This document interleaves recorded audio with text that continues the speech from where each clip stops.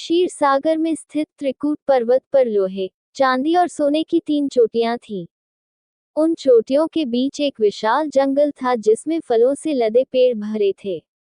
उस जंगल में गजेंद्र नामक मतः हाथी अपनी असंख्य पत्नियों के साथ विहार करते अपनी प्यास बुझाने के लिए एक तालाब के पास पहुंचा। प्यास बुझाने के बाद गजेंद्र के मन में जल क्रीड़ाएं करने की इच्छा हुई। फिर वह अपनी औरतों के साथ तालाब में उतरकर पानी को उछालते हुए अपना मनोरंजन करने लगा।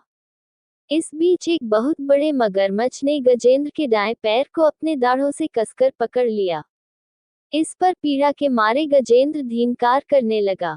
उसकी पत्नियां घबरा कर तालाब के किनारे पहुंची और अपने पति के दुख को देख आंसू बहाने लगी। उनकी समझ में न आया कि गजेंद्र को मगरमच्छ की पकड़ में से कैसे छुड़ाएं। गजेंद्र भी मगरमच्छ की पकड़ से अपने को बचाने के सारे प्रयत्न करते हुए छटपटाने लगा। गजेंद्र अपने दांतों से मगरमच्छ पर वार कर देता और मगरमच्छ उछलकर हाथी के शरीर को अपने तेज नाखूनों से खरोंच लेता जिससे खून की धाराएं निकल आती। हाथी मगरमच्छ की पीठ पर अपनी सूंड चलाता। मगरमच्छ अपनी खुरदरी पूंछ से हाथी पर वार कर देता।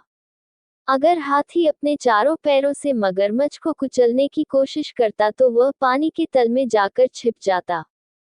इस पर हाथी किनारे पर पहुंचने के लिए आगे बढ़ता, तब झट से मगरमच्छ हाथी को पकड़कर खींच ले जाता और उसे पानी में डुबो देता। इस तरह मगरमच्छ और हाथी के बीच 1000 साल तक लगातार लड़ाई चलती रही। गजेंद्र अपनी ताकत पर विश्वास करके हिम्मत के साथ लड़ता रहा, फिर भी धीरे धीरे उसकी ताकत घटती गई। मगरमच्छ तो पानी में जीने वाला प्राणी है। पानी के अंदर उसकी ताकत ज्यादा होती है।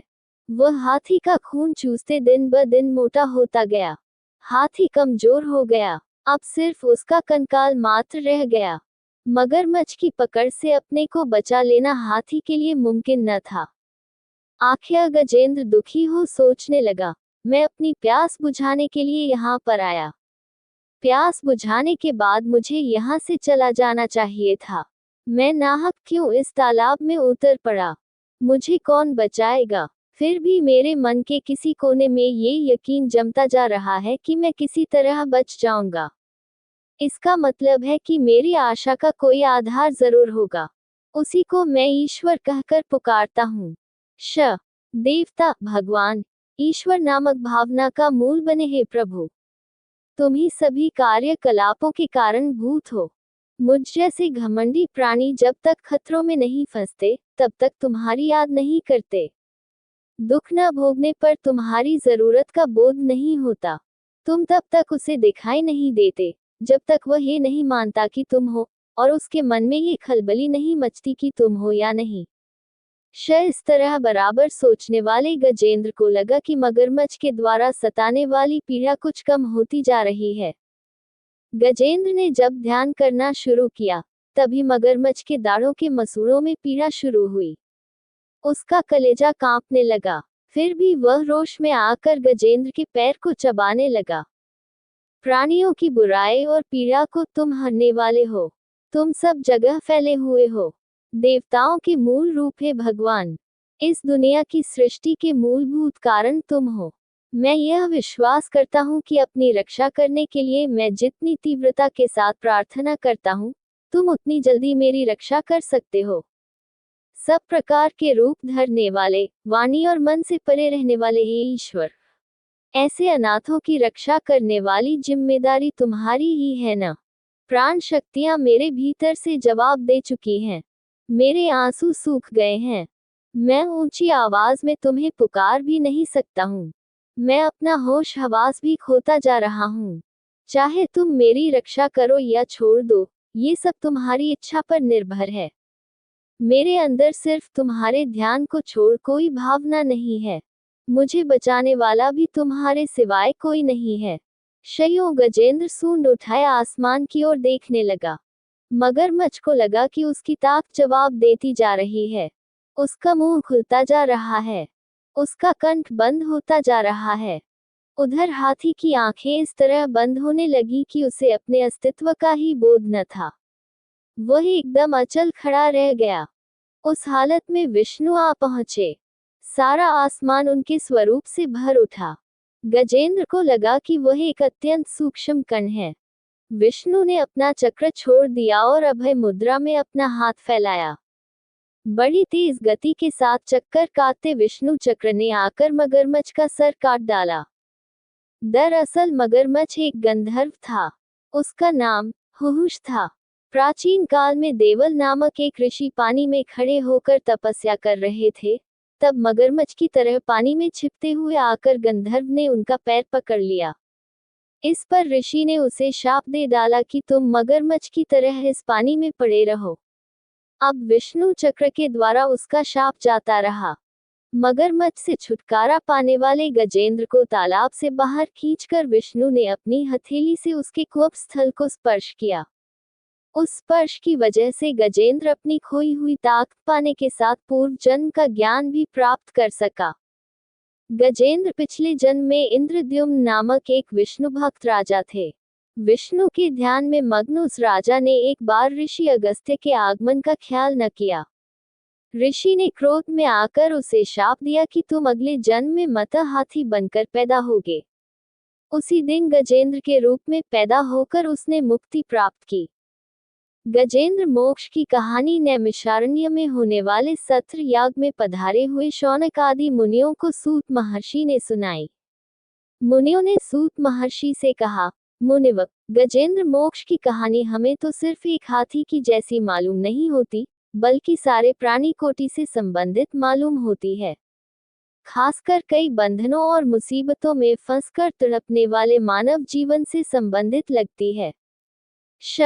इसके जवाब में सूत महर्षि बोले, हाँ, गजेंद्र मोक्ष की कहानी श्लेषार्थ से भरी हुई है। उसका अन्वय जो जिस रूप में चाहे कर सकता है। काल तो विष्णु के अधीन में है, इसलिए काल चक्र के परिभ्रमण में कई कठिनाइयां और समस्याएं हल होती जाती हैं। मुनियों ने पूछा, मुनिवर, गजेंद्र मोक्ष के आधार पर हमें यह मालूम होता है कि प्रत्येक कार्य का कारणभूत सर्वेश्वर विष्णु है। ऐसे महाविष्णु की कहानी पूर्ण रूप से सुनने की इच्छा हमारे मन में जाग रही है। हम आपके सामने बच्चों के समान हैं, इसलिए हम आपसे प्रार्थना करते हैं कि आप हमारी समझ में आने लायक सरल शैली में विष्णु कथा की सारी बातें समझा दें। आपने महर्षि व्यास के द्वारा समस्त पुराण, इतिहास और उनके मर्म को भी जान लिया है, इसलिए आप ही वे कहानियां सुनाकर हमको कृतार्थ कर सकते हैं। मुनियों की बातें सुनकर सूत मुनि खुश हुए और बोले, हाँ, जरूर सुनाऊंगा। महर्षि व्यास ने विष्णु से संबंधित अनेक लीलावतारों की विशेषताओं को महाभागवत के रूप में रचा और अपने पुत्र शुक को सुनाया। विष्णु पुराण सुनकर भव सागर से तरने की इच्छा रखने वाले महाराजा परीक्षित को शुक महर्षि ने सुनाया। गजेंद्र की रक्षा करने के लिए प्रकट हुए विष्णु का अवतार आदि मूलावतार माना गया। भगवान विष्णु ने कई अवतार लिए, उनमें विकास की दशाओं के अनुसार दशावतार नाम से प्रसिद्ध 10 अवतार ज्यादा मुख्य हैं। नार का अर्थ नीर है। विष्णु जल के मूल हैं, इसलिए वे नारायण कहलाए। नारायण से ही नीर या जल का जन्म हुआ। जल से प्राणी पैदा हुए। विष्णु मछली के रूप में अवतरित हुए। दशावतारों में वही पहला मत्स्यावतार है।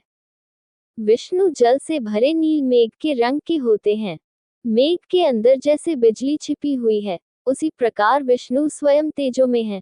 उनके भीतर से उत्पन्न जल भी तेज से भरे रहकर गोरे रंग का प्रकाश बिखेरता रहता है।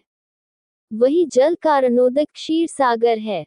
क्षीर सागर में अनंत रूपी काल समय शेषनाग के रूप में कुंडली मारे लेटा रहता है। शेषनाग के 1000 फण हैं। अनंत शेषनाग पर शेषशायी के रूप में विष्णु लेटे रहते हैं। उनकी नाभि में से एक लंबे नाल के साथ एक पद्म ऊपर उठा। उसी पद्म से ब्रह्मा का उदय हुआ। ब्रह्मा ने सभी प्राणियों की सृष्टि की। अनंत काल युगों के रूप में चलता रहता है। कृत, त्रेता, द्वापर और कलियुग, इन चारों को मिलाकर एक महायुग होता है। 1000 महायुग मिलकर एक कल्प होता है। एक कल्प ब्रह्मा का एक दिन होता है। रात का वक्त इसमें शामिल नहीं है। दिन के समाप्त होते ही उन्हें नींद आ जाती है। वही कल्पांत है। उस वक्त चारों ओर गहरा अंधेरा छा जाता है। विष्णु से निकली संकर्षण की अग्नि सबको जला देती है। झंझावात चलने लगते हैं। तब भयंकर काले बादल हाथी की सूंडों जैसी जलधाराएं लगातार गिराने लगती हैं। महासमुद्र में आसमान को छूने वाला उफान होता है। भूवर और स्वर्ग लोक डूब जाते हैं। चारों तरफ जल को छोड़ कुछ दिखाई नहीं देता। यही ब्रह्मा के सोने की रात प्रलय काल है। यही कल्पांत का समय है। सत्यव्रत नामक राजर्षि नदी में नहाकर नारायण का ध्यान करके जब वे अर्घ्य देने को हुए तब उनकी अंजलि में सोने के रंग की एक छोटी मछली आ गई। सत्यव्रत उस मछली को नदी में छोड़ने जा रहे थे। तब वह मछली बोल उठी, हे राजन, हमारी मछली की जाति अच्छी नहीं होती। छोटी मछलियों को बड़ी मछलियां खा जाती हैं। अगर उनसे बच भी जाए, मछुआरे जाल फेंक कर पकड़ लेते हैं। इसलिए मैं आपकी शरण मांगने अंजलि में आ गई हूँ। कृपया से मुझे छोड़ न दीजिएगा। सत्यव्रत मछली को अपने कमंडलू में रखकर अपने नगर में ले गए। वे महाराजा के रूप में राज्य करते हुए बड़ी तपस्या करने वाले एक राजर्षि थे। विष्णु के परम भक्त और बड़े ज्ञानी थे। कमंडलू के भीतर वाली छोटी मछली दूसरे दिन तक बड़ी हो गई और छटपटाते आर्तनाद करने लगी, महाराज, मुझको कमंडलू से निकालकर बड़ी जगह पहुंचा दीजिए। इस पर मछली को बड़े नांद में छोड़ दिया गया। वह थोड़ी ही देर में बहुत बड़ी हो गई। तब सत्यव्रत ने उसे एक तालाब में डाल दिया। मछली बराबर बढ़ती गई। तब उसे तालाब से बड़ी नदी से समुद्र में पहुंचाया गया। इस पर मछली ने पूछा, हे राजर्षि, मैं आपकी शरण में आया हूँ। ऐसी हालत में क्या आप मुझे समुद्र में छोड़कर चले जाएंगे? क्या मगरमच्छ और तिमिंगल मुझको निगल नहीं जाएंगे? सत्यव्रत ने कहा, हे महामीन, बताओ, मैं इससे बढ़कर तुम्हारे लिए क्या कर सकता हूँ? पल भर में 100 योजन बढ़ने वाले तुमको भला कौन प्राणी निगल सकता है?